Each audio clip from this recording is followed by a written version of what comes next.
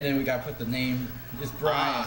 Hello, everybody. Welcome to Brian's Tourney Picks on the Retro Sports Gamer channel. I'm here with Brian the Gambler himself. Nice to meet you guys. Yep. Oh, we need to get the chat on.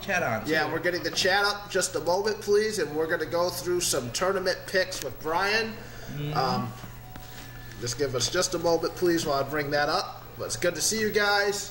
I've done this for 14 years, and it never gets old. Yeah, Brian's going to introduce himself in just a minute, and YouTube.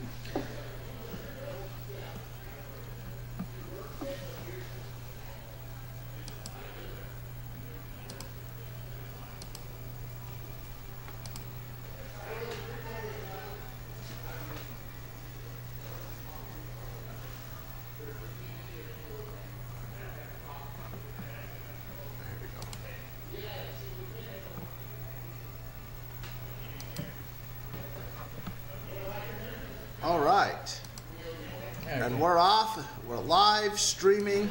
Just check my phone, make sure. Yep, we are good to go, and we are ready to begin. Let's get some more light here, because normally yeah, we can do that too. While we're doing that, we're waiting for you can stream in questions anytime you like. This is definitely the year of upsets and the year of the mid-majors. I would say this is my opinion too, and the year of the ACC in my opinion as well too, because this year we're looking at this year's bracket. 3 of the top 4 seeds, 3 of the 4 number 1 seeds are all from the ACC region. They are Duke. Yeah, that's great. That's great. With that one, like just a little more lighting. All right. Like that. All right, guys. So yesterday the NCAA tournament was announced. We're doing Brian here does a tournament challenge every year with us. Did pretty good last year. I want to have another good year. The link's down below if you want to join. All the instructions are on there. The Gambler. Well, I guess we should just start off. We'll show you. As Brian talks, I'm going to switch the screen over. It's going to show you some of his picks, like this. And then we're going to go right now, and we're just going to go right to the first region. And Brian, well, who do you like coming out of this first region in the East? I am big Duke this year. This year is been Duke's year, I gotta say, right from the get-go too, because of 2 major players, R.J. Barrett and the eventual number 1 pick, Zion Williamson. And in the last start against North Carolina in the last 2 games of the ACC tournament, Zion Williamson played lights out like he was in the beginning of the season, right before he got his foot injury on February 20th, missing 5 games, which turned Duke from a number 1 seed to an eventual number 2 seed, and now back to a number 1 seed, basically. So what I have here is that I have Duke going through the first few rounds, including going through Michigan State. I expect Duke coming out of that bracket really easily. Michigan State will come out to the Elite 8. They're the Big Ten tournament champions. They're the regular season champions. Tom Izzo has coached a great team this year. I feel that Michigan State will be coming to the Elite 8.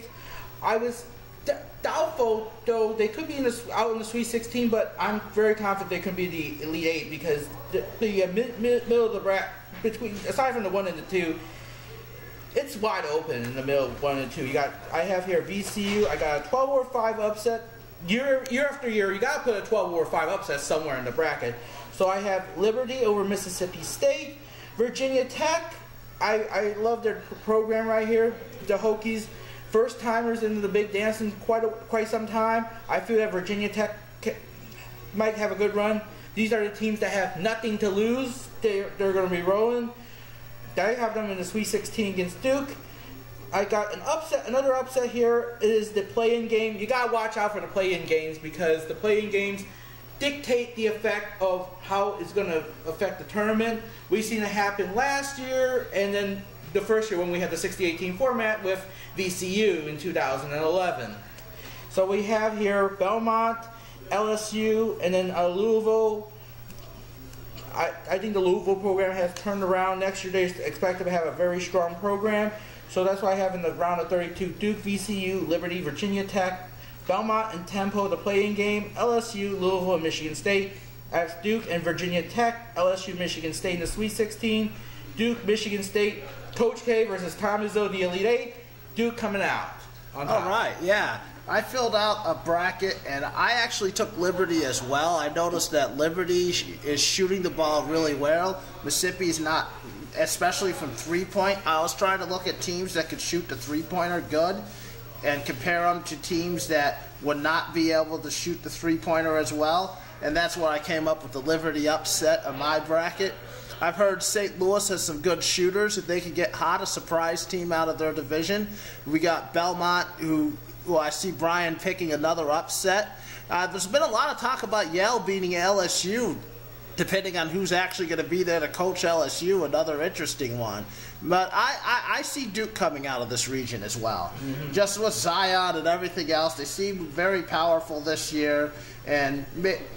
But you never know. You never know this tournament. Anything can happen. We learned that last year. Oh, yeah. UMBC, the overall number one seed Virginia got busted by a 16 no-namer UMBC, and oh my God, I seen Tom's bracket went out on day 2, while me and Mort and everybody else, me and Mort and a few others, had Virginia out early in the Sweet 16. So we didn't take as much damage as opposed to Virginia. I will show you the Virginia side in about next few minutes when we're talking about the South region. All right, just a moment. Let me resize this. And Brian, well, we got chime in from Tom. Yep. Brian believes in Zion, I see. I do believe it too, because after that impressive performance against North Carolina, scoring 31, that beautiful win against North Carolina, I feel that Duke has regained its confidence after Zion's missing injury for the last 5 games back on February 20th. All right, let's go over to the South region now.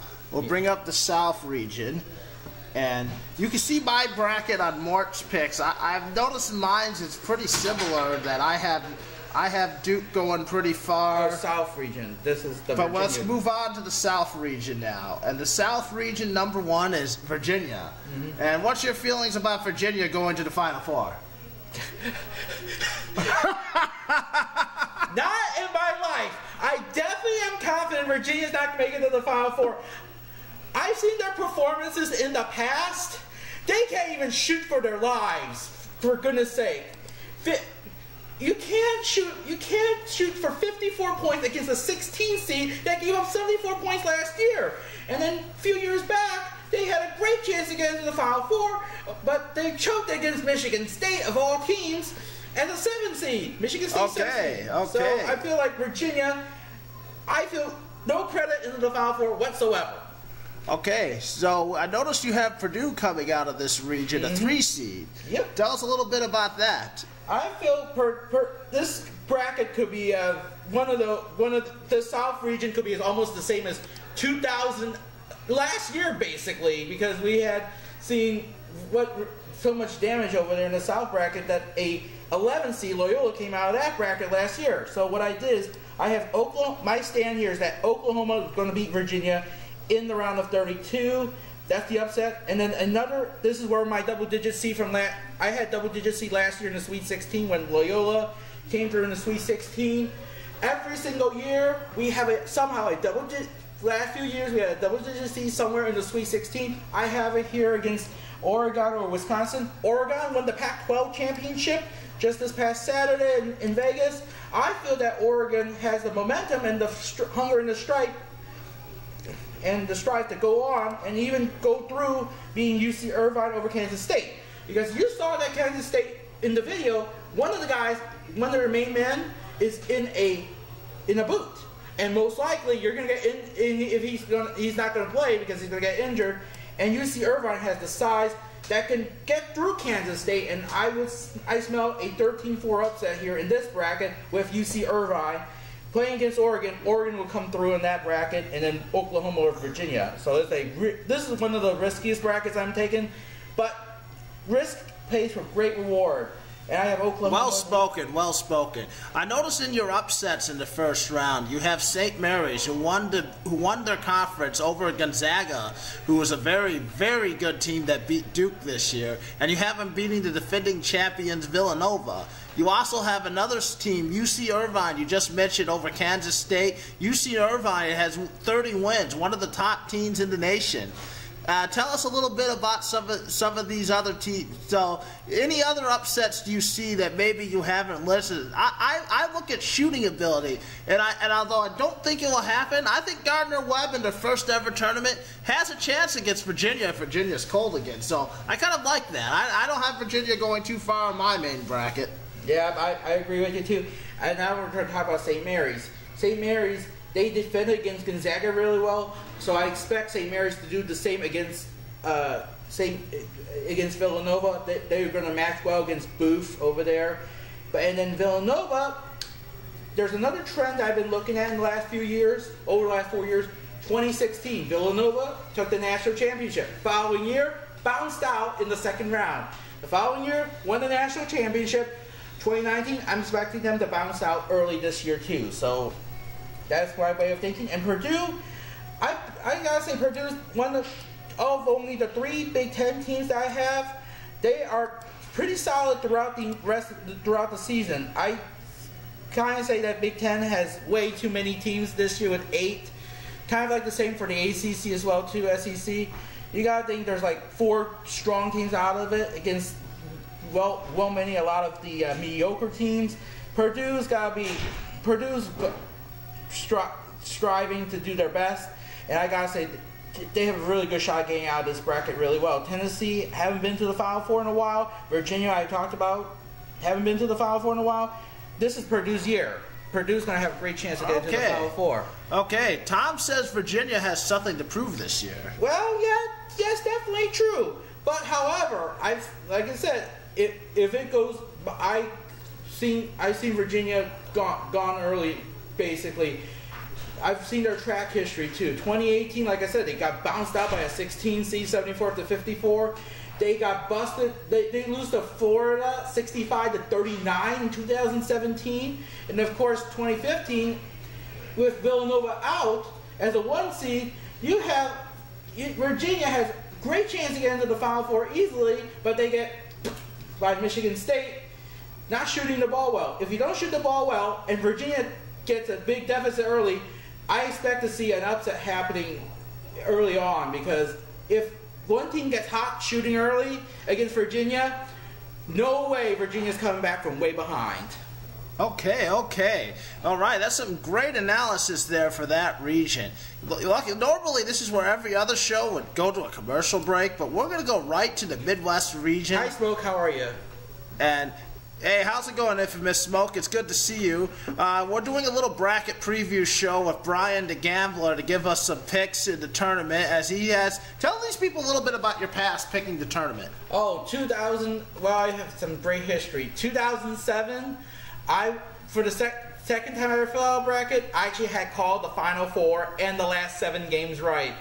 It went Florida, Georgetown, UCLA, Ohio State. After day 1, I'm happy about UCLA, Ohio State, and then when day 2 comes, I have Florida leading. I'm like, I'll take 3 out of 4, and then when North Carolina was leading Georgetown by 10 with about 5 minutes, I'm like, I'm okay with 3 out of 4. And then when Georgetown with Patrick Ewing and who's that guy? I can't remember. One of the John Thompsons, maybe, as the coach? In 2007, yes. I can't remember. He's the big-time player in the NBA right now. John Wall? I don't know. No, Georgetown. It's all right, but yeah. Yeah. I was like, they were starting to make a comeback. I'm like, is this happening to me? I'm like, oh yeah. If I call this Final Four, I'm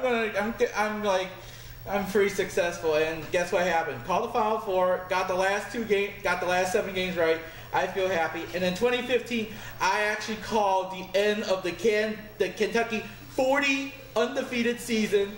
I had them beating Wisconsin beating Kentucky at the Final Four. I called it right.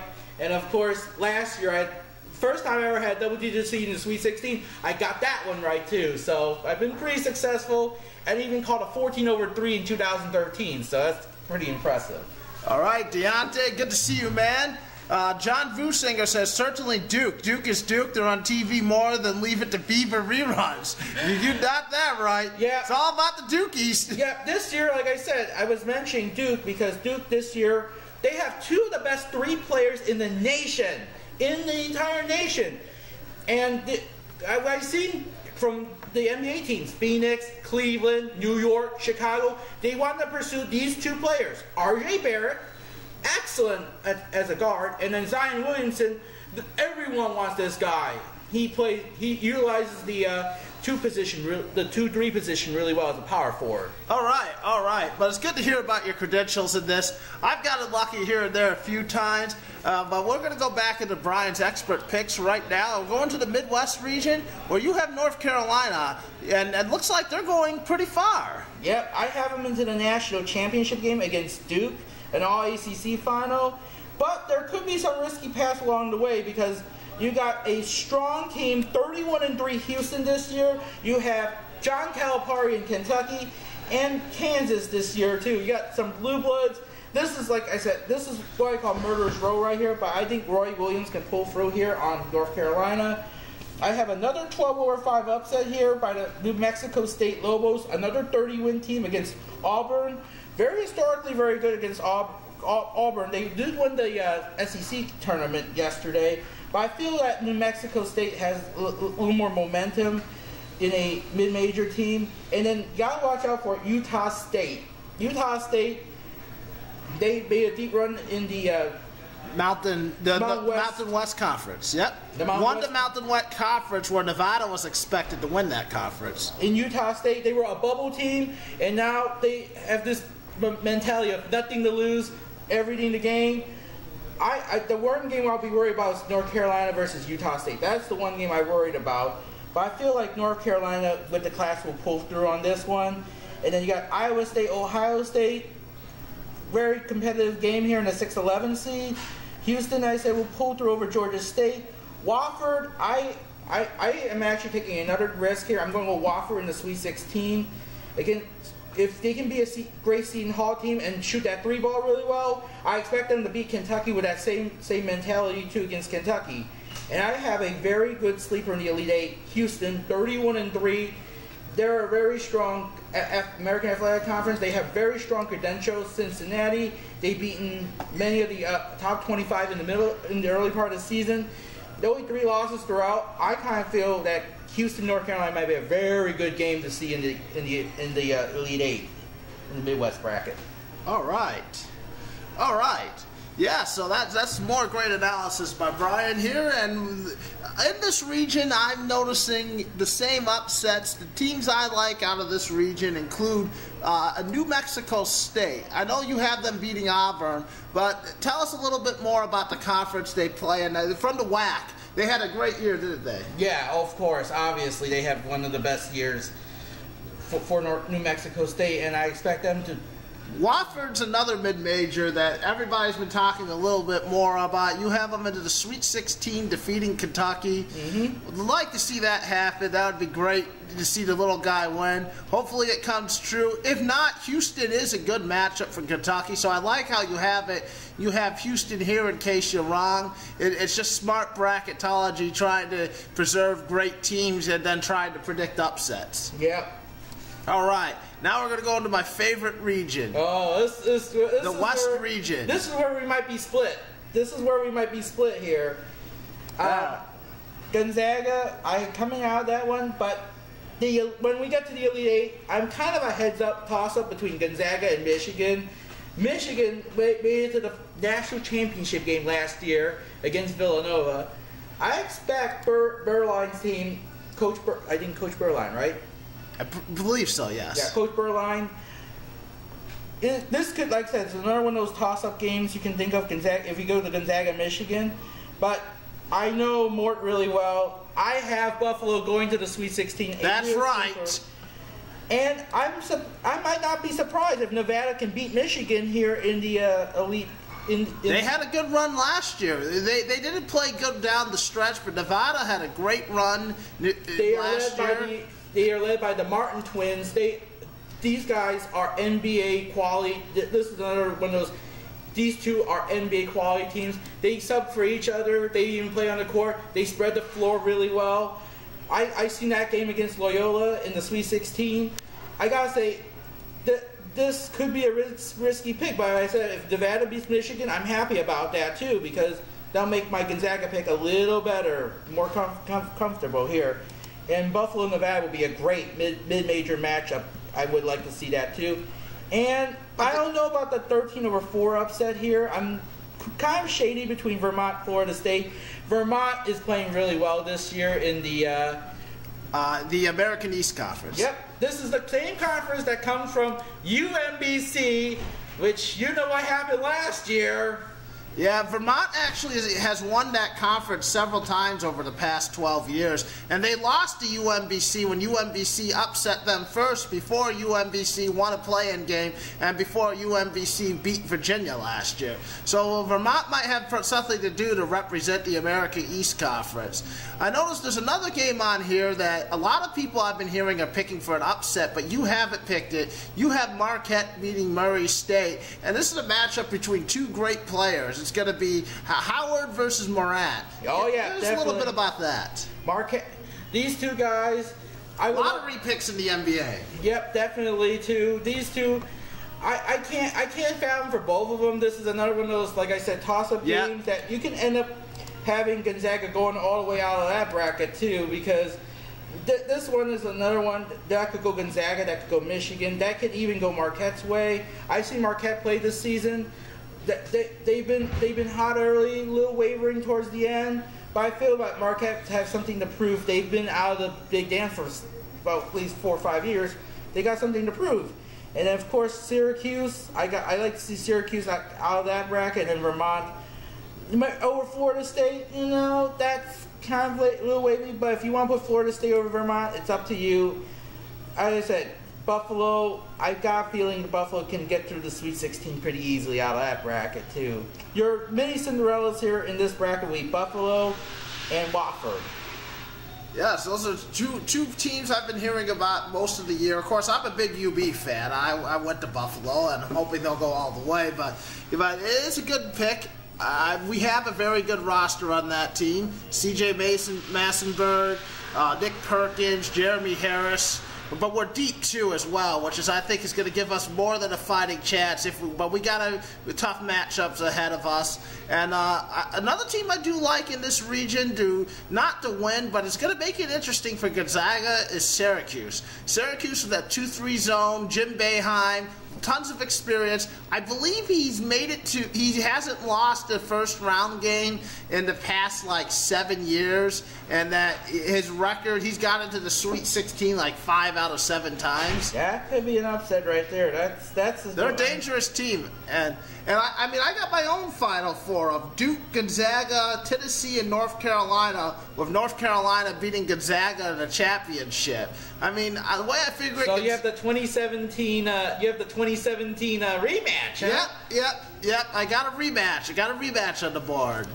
That's what I'm feeling here. And then we'll perfectly wait to the Final Four, because I have here Duke, Gonzaga, North Carolina, Purdue, and I will have an all-ACC matchup, round 4, if you want to believe it or not. The first 2 rounds went to North Carolina easily because they didn't have Zion Williams there for the first. They only had Zion for the first 30 seconds and got injured with that blown foot. And then, of course, he had that lights-out game against North Carolina in the ACC tournament. All right. I expect that to do that again against Duke.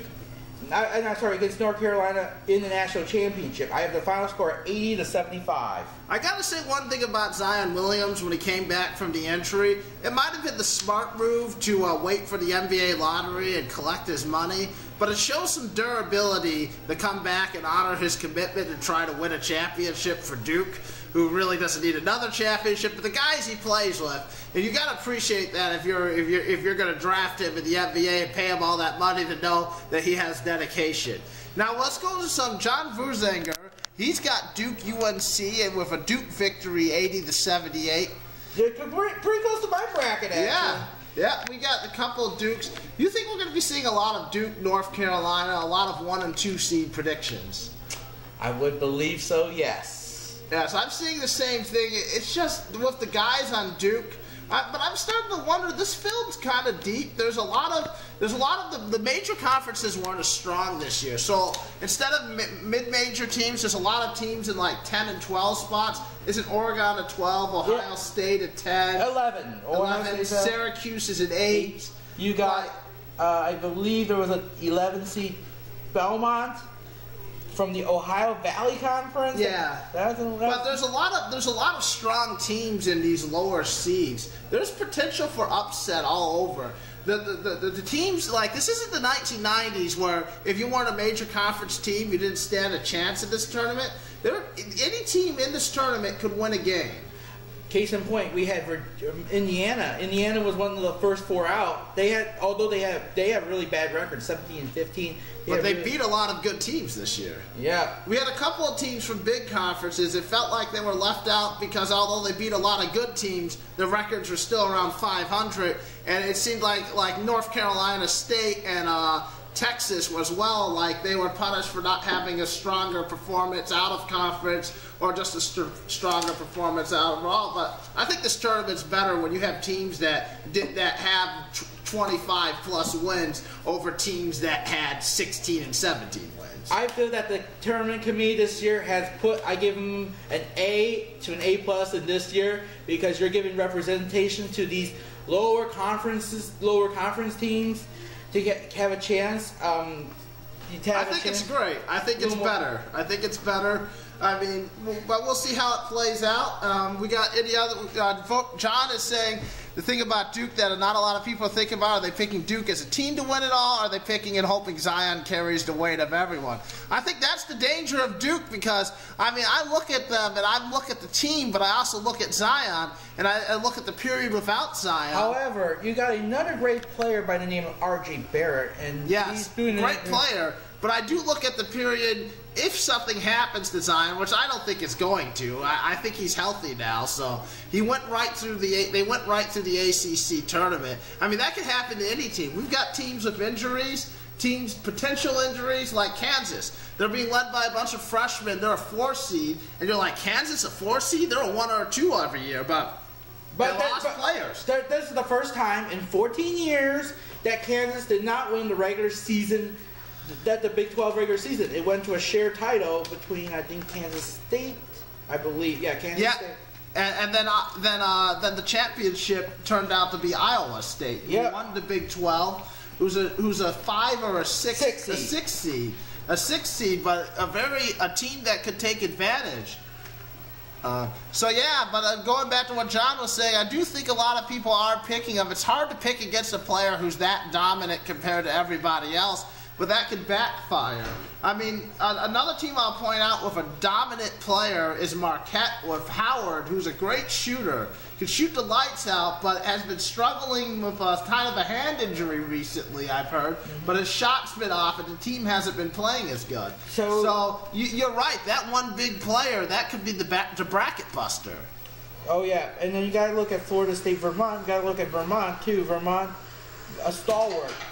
A mid-major stalwart in in some of these lower conferences. Or Murray State with Jamont Morgan. What I do when I look for upsets, I look for teams that can shoot good, and teams that when playing them can't defend a 3-pointer well.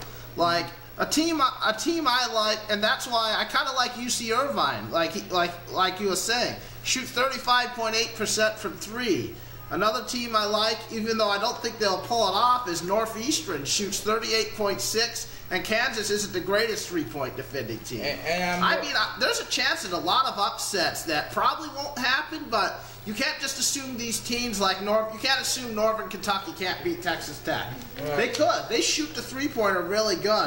Like I said, most likely if you want to do the first round, put your 1, 2, and 3 seeds. 4 through 13, good luck. Yeah, but eventually, usually the tournament evens itself out. You'll have one team that gets through, but usually it's a 1 or 2 seed in the Final Four in most of the regions. You never know. So let's go back with some. What you told us about the year that you had every team in the Final Four. What are some all-time bracket busters for you? All-time bracket busters. I had New Mexico Lobos losing to Harvard, the Ivy League team, back in 2013. I felt like it's because of the Jeremy Lin bug back then. I'm like, I'm thinking about Harvard beating New Mexico. And when I was looking at the game through my progress, I'm like, oh my God, I pulled it off. A 14-3. I never call 14-3, but my gut tells me that Harvard's going to beat New Mexico. And sure enough, Harvard did beat New Mexico in the same year that we saw the bigger upset, Florida Gulf Coast going to the Sweet 16, which is impressive. I even more impressed with myself, too. I'm like, Florida Gulf Coast, they have, like, no-name players, and they're playing, like, and they're like playing in the NBA setting, for goodness sake. Okay, but as I was asking, any years where teams where upsets have gotten you, any ones that stand out when you look at your bracket being destroyed, and what teams that have failed you for the bigger teams? Middle Tennessee State in 2016. That's one. Who did they beat again? Michigan State. I had them taking it all in 2016.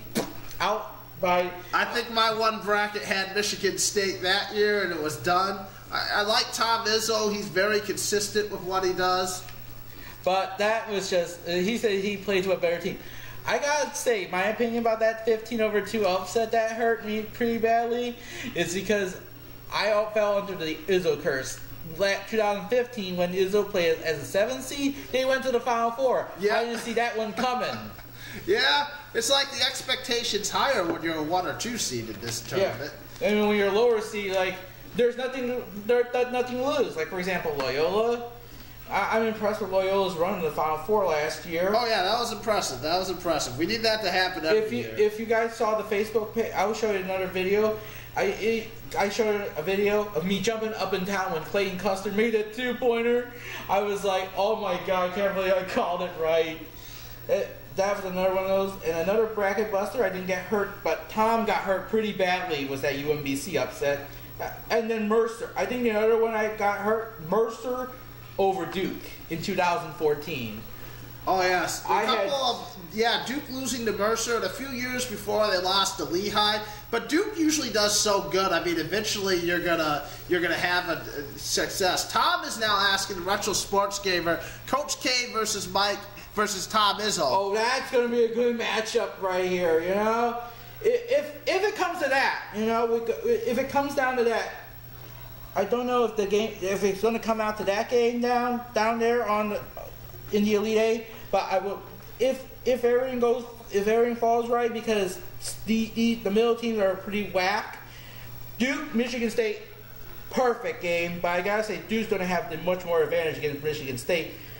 Duke can score really well, and Duke has beaten Michigan State in the past. So I have Duke winning that game over Michigan State in my main bracket. The reason is that Michigan State's a great defensive team. Duke doesn't shoot as well, but I still think that game will come down to being a slugfest, and I'm going to favor the guy with the big guy. And Tom, thanks for saying UB should have been a 2. Actually, we should have been a 1 seed in this tournament.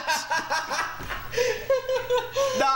But more seriously, we probably should have been a 4 or 5. But the 6 seed does work out for my Bulls, because this way we can avoid the 1 seed in our bracket until the Elite 8 if we continue to win. And then I like the matchups against Arizona State or St. John's, whoever we play first. I like Buffalo's matchup with Texas Tech. And then I like their potential matchup with the 2 seed out of that region of Michigan. But I would like to see that a lot. But I could see Nevada being Michigan, though. Bring Nevada on. Bring anybody on. Let's go Bulls. Fight for UB, baby. And I heard you're going to a special game in Tulsa coming up on Friday. I'll be there in Tulsa for the first 2 rounds. Got my tickets coming in the mail tomorrow. Getting my car ready to drive down there, bringing the Tecmo. The Saturday in between, I'm going to have to find a bar to set up the Tecmo Super Bowl tournament. In Tulsa, Oklahoma. Yep, in Tulsa, Oklahoma. The Mort show's going on the road. Going to be 2 big wins for Buffalo. If anyone's coming to Oklahoma, you see Mort over there. I'll have the Tecmo and the NBA Jam and all the video games with me in the vehicle. It is ready to go. Oh, and you can get ready to root on your alma mater, Buffalo. This is funny that both of our schools, both of our alma maters, went into the tournament in back-to-back. Well, no, I didn't. My school, Loyola, is playing against Creighton tomorrow in the NIT. last year we had both of our end of tournament, winning games. Good mid-major teams. Loyola will be back probably soon. They've got they're in a pretty great position in their conference. Lucas Williamson, guys like Lucas Williamson and Cameron Cutwick, they have a good foundation. Hopefully they'll get some good recruits after that incredible run to the Final Four. Porter Moser's going to get paid very well. And Sister G's turning 100 next year. Awesome. August, so everything's going to fall well. Tom, who are you leaning for winning the championship? Who are you guys leaning for? Post in the chat. Brian's here. If you got any questions about picks, about teams, any past tournament brackets that have blown up for you? You see, the thing is, I like in this tournament, I like any mid-major team that can make a run. Ever since George Mason made their run, it was amazing. The 2 years with Butler, and then recently VCU, Loyola, Chicago, Buffalo, and Gonzaga, of course, as well, who Gonzaga's always stayed as a mid-major, whereas some of these teams have got on to bigger conferences and the results haven't been, and they've got to work their way through the bigger conferences. They went to the national championship game against North Carolina in 2017. I was talking about that because he has the 2017 rematch. I have North Carolina beating Gonzaga that game, finished second in 2017. One of my worries is a lot of the people on the radio and TV, they've been talking about the same matchups in the championship, and this tournament's been getting crazier and crazier. John, a couple of guys are convincing me that Belmont is going to win their play-in and go about 2-3 games in. Our take on Belmont out of the Ohio Valley Conference. I think that it can happen. I can see that happen too here because the play-in teams, they have recent success going really deep in the tournament. Case in point, VCU in 2011, they went to the Final Four. Another one, if I can't quite remember correctly, another team went to the Sweet 16. Many went to the Elite Eight. Dayton, another one. And then Syracuse went to the Sweet 16 as well, too. So you got to have success from the playing games. You got to look at that. What I like about Belmont in that little part of the bracket is that Maryland is a team that from the Big Ten that they could probably beat. And then LSU has been having issues with their coach. And their coach may not be present the coach isn't going to be present, and that could affect them. I mean, Yale's a tough team. Even if LSU wins a tough game against Yale actually has an NBA prospect on their roster. Then they could be going in against a hot Belmont team, and no leadership from a coaching staff could be a big difference. So yeah, I like that Belmont pick. And then you could get afterwards if Belmont can make it. I see a potential matchup with a Michigan State team that could be that has been upset before. Maybe Minnesota beats Michigan State, and you have Belmont versus Minnesota. Minnesota, I think they did beat Michigan State, and even if they didn't, I don't think Minnesota did play good in the Big Ten, and they have beaten good teams from the Big Ten, so you might get a surprise. But the only issue for flaw here in Michigan State, in the Michigan State area, they lost to Indiana and Illinois. Twice to Indiana, once to Illinois. I felt a little worried when you have to play if you have to go to Michigan State because you have lost. And they were down to Michigan, but they showed resiliency yesterday, coming back to win the Big Ten tournament. Mm-hmm. Well, the Big 14. You had to bring that up. Yeah, the Big 14, soon to probably be 16 or 18. I'll call it we'll call it the Big 10 or 11 or 14. Tom says UB is going to be the champions. Damn right, Tom. That's right. That's what's going to happen. I got one bracket that says that's going to happen. There's a fighter's chance. One game at a time. Coach Holtz has got a game plan for every team out there. We'll just see what happens. You can ask about any of the other brackets too. Like I said, the South bracket might be the one that's going to get ruined a lot from the way it looks, from the way it's set up. I think the South bracket, I don't know. You could see another one of those double digit seat runs here, or some kind of unbelievable run by one I can see St. Mary's getting past Purdue and Tennessee and getting to the Final Four. I can see St. Mary's romping out of this region and getting past all these teams. If they can beat the #1 team ranked in the nation in the West and the championship of the West Coast Conference, yes, anything can happen. And also a thing that I learned about the St. Mary's is that they have 5 players from Australia on the team, and Australia has produced really good basketball players. Matthew recently. Dellavedova, Andrew Bogut, another one of these. Two of the case players, Andrew Bogut, Matthew Dellavedova. Gotta say, Australia have a good harvest of teams over there too. So let's talk about a few of the teams that didn't make it. The first 4 out, do you remember, were Indiana. Yep, Indiana. I believe another mid-major UNC team. Greensboro. Yep, that's the one. I believe Texas Tech, I think. No, Texas Tech is in North Carolina State. NC State, yep. And another school is Texas. It's school from Texas, isn't it? No, not A&M. TCU. Which one of those teams do you feel like should have been in this tournament, and who do you feel like should have been out? I felt that I would love to see St. John's out. St. John had a program NET ranking of 73. That's on the low side. 73 strength program. I would love to see TCU play against ASU. Similar game, similar way of playing over there. TCU would have been the one team We got Tom saying Bradley Final Four. I believe Bradley's the only team from Illinois. Yes. We're just making sure that we're not really here to promote the Bradley brand, and we don't want to get in any trouble with the program, but we wish you guys good luck. I wish you guys had drawn a better matchup. That's going to be a tough one right off the bat for them. I feel what they should have done is put Bradley against Creighton and Loyola in the big dance, but yeah. I like the Loyola-Creighton game tomorrow night. It's going to be a fun matchup. I expect maybe a little slight upset here in Loyola pulling off Creighton tomorrow night. And the NIT. Yep. All right, one of the 3 other tournaments that nobody's going to pay attention I'm going to pay attention to the NIT because that has my skill. I used to do that for years when my teams were the CBI or the CBA or the... No, but if you're wondering about next year, you got to watch. They say that the CBI championship has got on to be the team that causes a lot of the upsets the year after. So people might say, oh, these other tournaments are meaningless, but a lot of the surprise teams came out of those other tournaments over the last couple of years. I believe Wofford did really good in one of those tournaments last year. Wofford came out well. Loyola. Yeah. 2000, I think. The year before did really good in the CBI. They won the CBI. Yep. And then the year after, they used that as a team to bond together. And then, of course, they went to the Final Four. And, well, if you go to my Facebook page, you see me screaming up and down and jumping up and down like crazy. Yep, that was insane. That was an insane run. My favorite moment, when Clayton Custer made a shot, I had a bunch of my friends, including Tom and Joseph, saw me jumping up and down like crazy. I'm like, oh boy.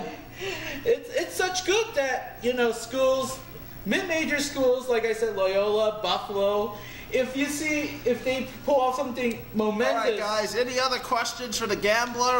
We're just here until we start. We're doing a college slam tournament, and until we start the college slam, we're just trying to see if you guys you want to just talk us some basketball. We're all going basketball crazy. Anybody here ever win an office pool? Win any good money? Last year in this contest, I came close, but I bowed out because of Duke losing in the last seconds against Kansas, and I think I fell to about 3rd or 4th. Yep. Out. But my brother had like second place. DPS was up there too.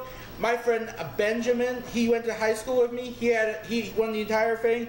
And a guy who picked Loyola as the national champions finished 5th. Yeah, that was the most impressive thing. A guy willing to put it on the line, was a Loyola fan. I actually a Loyola grad and a friend of mine. I had a friend and said, hey, you know what? I'm putting it on the line. I'm doing that this year. I have another bracket where my Bulls, they're going to win the championship. But Deontay says Benjamin sucks. Yeah. I hope my friends are not watching this because like I said. I'd like to say to anybody watching it, if Deontay Jenkins is all in good fun, he doesn't really mean it. He's just having fun.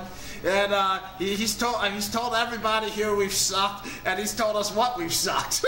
So I mean, it's not a big deal. So I told this to Tom last year about me being successful in tournament brackets.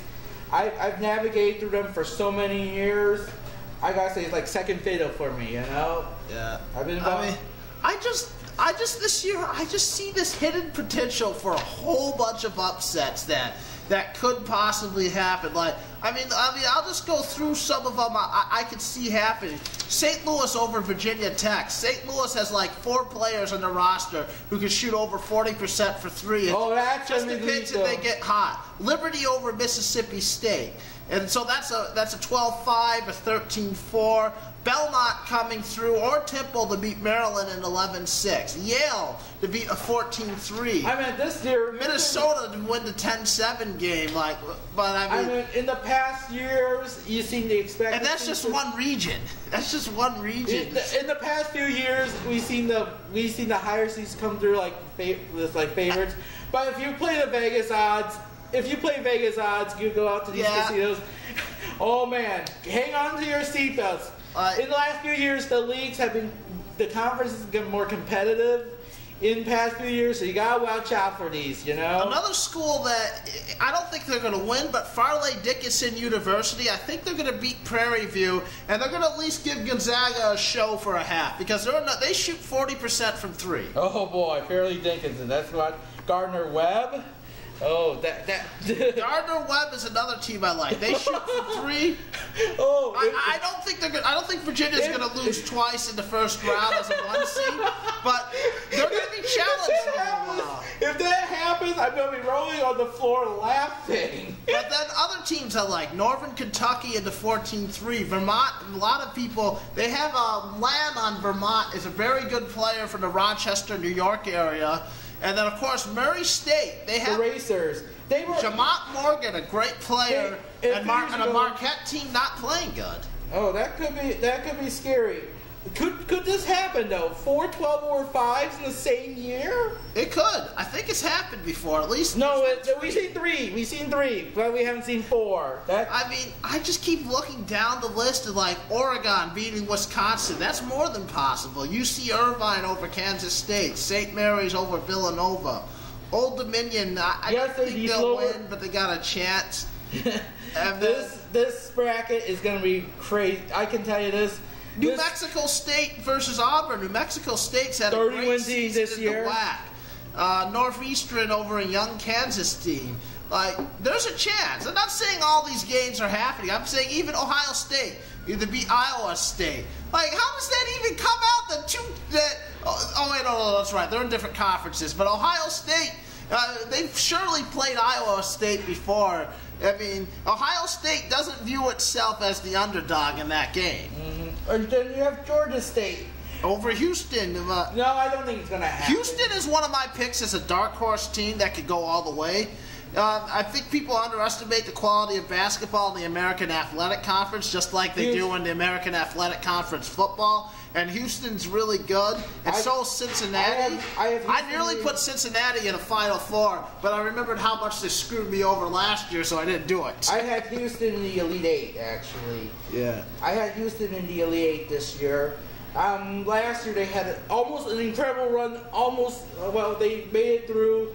They almost went through the second round. They went through almost to the second round there. Almost losing to the 11th seed San Diego State last year.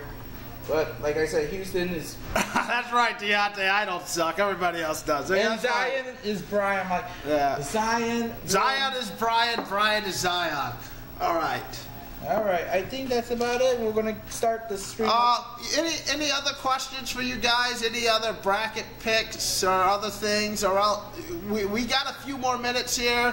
Tom's taking forever to get here to set up the college slab so we can get some warm-up games in. DPS is coming up. You'll be here a little later. Green Magic on the way.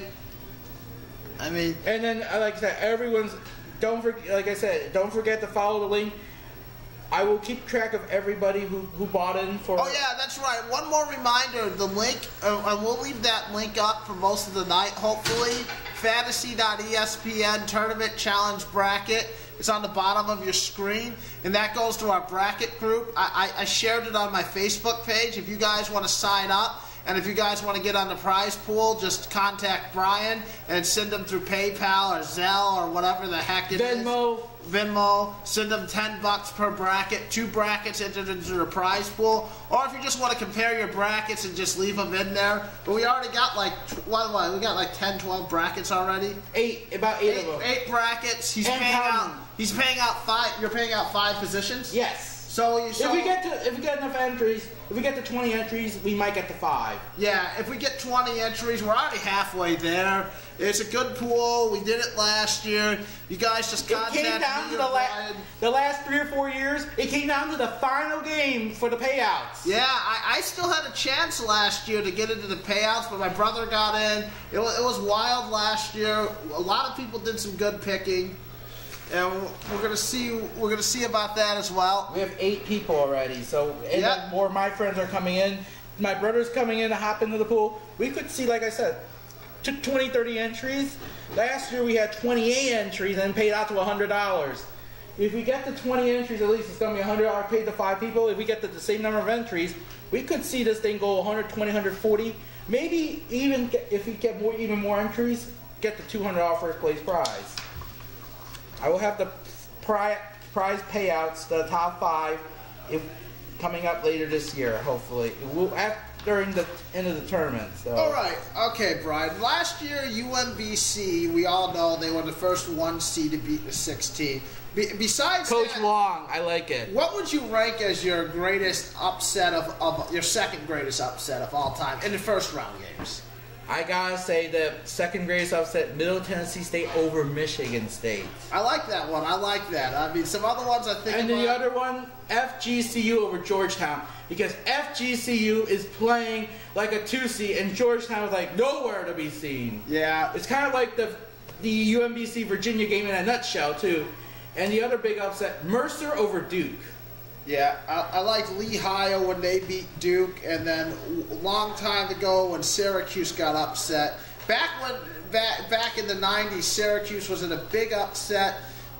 There was a year when Valparaiso came in the 90s. They had a big 98. Upset. Bryce Drew, shot heard around the world. The buzzer beater that sent him in, I think, the Sweet 16. Valpo beat UCLA. That's right. That was when I first heard. That was when I first got into college basketball, watching that team. Right. Didn't even know Valpro wasn't where it was. Now I know it's right near Chicago. That's Slapshot's home. Yeah. Yep. Slapshot's home is in Valparaiso, Indiana.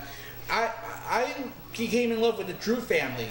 Bryce Drew, one of my favorites. I like him in the 3-point line currently in the 99-2000 season. I always play as him, playing 3-point games in these retro games of 99-2000.